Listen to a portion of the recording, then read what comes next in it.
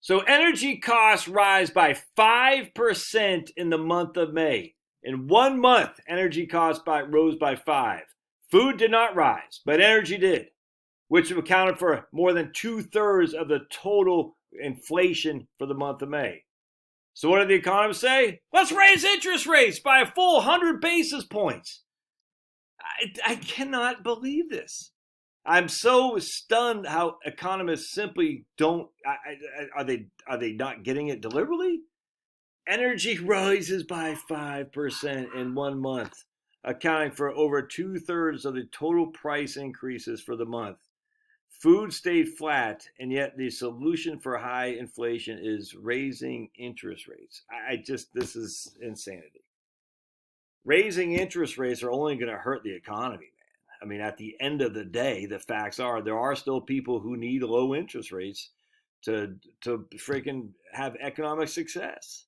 People still buy and sell houses when the interest rates are higher. People still take on debt. People still have revolving lines of credit, be it student loans, be it freaking credit cards, be it home equity lines, be it mortgages. Businesses still borrow. So if you raise interest rates to beat inflation, this is so mind-bogglingly stupid. You're going to hurt these people over here who still use revolving lines of credit. At the same point, you're not doing anything for the crux of inflation, which isn't because M2 money supply. This is insane to me, man. And here's my man, Brian Westbrook, this guy, big fan. The PPI rose by 80 basis points in May. I mean, look at this. It's huge. Huge, that increase in producer price index, which means it's going to affect us more in the future, too, because that has yet to be put into the price of goods. Bye-bye 50. Hello 75 or plus. Increase in interest rates that these guys now shooting for. Consumer prices rose by 1% in May, and today we got news that the producer price index rose by 80 basis points, or 0.8. We now think the Federal Reserve is going to raise rates by at least 75 basis points tomorrow. That will be tomorrow, because this came out today. Yeah, I think this came out today because I just saw it. Yeah, this is freaking insane, man. Today's Wall Street Journal about the Federal reconsidering a faster pace of rate hikes is a major international leak by Jerome Powell that the Fed was ready to be bolder. Look at the details of the May report for producer price index. The goods prices led the overall index higher. Energy rose by 5% and accounted for more than 2/3 of the rise in good prices. Let me say it again. Energy rose by 5% and accounted for over 2/3 of the rise in goods prices, while food prices remained unchanged. As the price pressure remains elevated further back in the supply chain, we're going to have increasing prices because this is going to factor its way into the retail prices. Let's see. As price pressures remain elevated further back in the supply chain, let's see. As prices for processed and unprocessed goods for intermediate demand are up 21% and 48% respectively. In short, inflation continues to run near the highest pace in decades. This is what happens when you boost money supply. Because Brian, money supply equates to energy prices. That doesn't make sense. It makes no sense. This is what happens when you boost the money supply faster than you can grow the economy. Money supply has nothing to do with energy prices. This is insanity. The Fed needs to act expeditiously to address the damaging impacts of inflation, but a focus on raising interest rates and reducing the size of the Fed balance sheet are not enough by themselves. The Fed needs to control the money supply. Dust off your Milton Friedman books. The lesson from the old sage is coming in handy. Too much money chasing too few good. I literally cannot believe this. It's like, I guess when you're a hammer, everything's a nail. Inflation is always and everywhere a monetary phenomenon. That's what Milton Friedman said. Too much money chasing too few goods. And then everything's a hammer. I mean, everything's a nail. If that's the only hammer you have, I cannot believe this. I literally cannot believe this. So let's see something else here. All right, so here's the PPI change in final demand from 12 months ago. So in May of 2020, we weren't having high demand. It only went up by 7%. All right, so now all of a sudden we have 11% right here. I mean, it makes no sense, man. Of course we had high demand back then. But why is it so much higher now? Because of the money supply? Come on,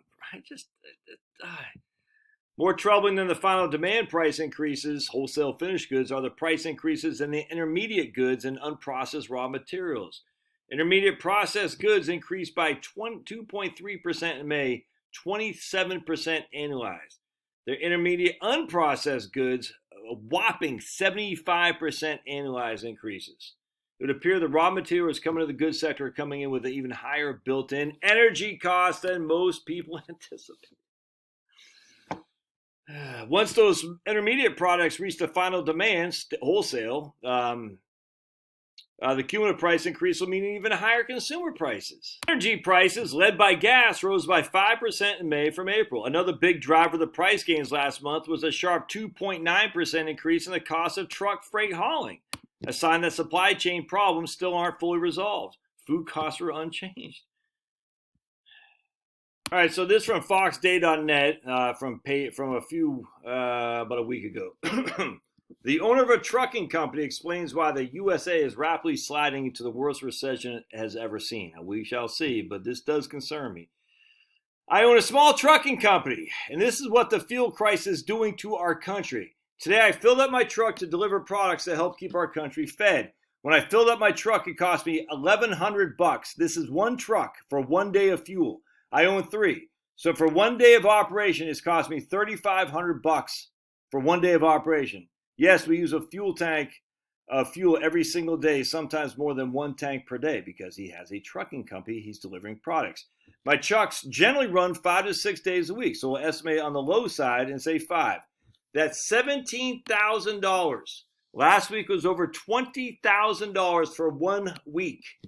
That I have to pay out of my pocket to try and keep not only my children fed, but those of my employees and our country, because he's delivering products that we consume. Mark my words, we're on a downhill slide to the worst recession our country has ever seen. Trucking companies are going under left and right, literally hundreds weekly.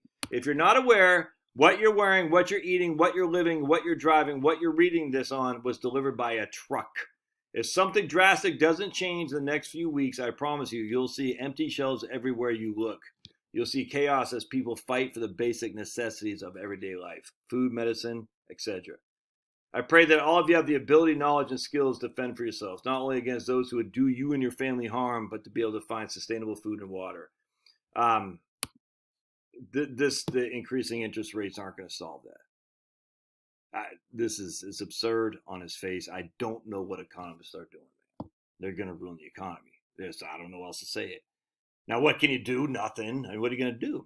You prepare the best you can, but you still go to work. You still pay your bills. You can't not give up. I mean, look, you can give up on stocks. That doesn't make sense to me. We've survived many things. We'll survive, like I said earlier today. The capital markets will still exist, but man, in the short term, it's gonna be tough, man. It's gonna be tough. Yeah. Those who fight and run away live to fight another day. So you fight and run away, i.e., just hang tight. There's nothing else you can do. All right, love your thoughts. Are you in a trucking company? Are you seeing this? We'll see you.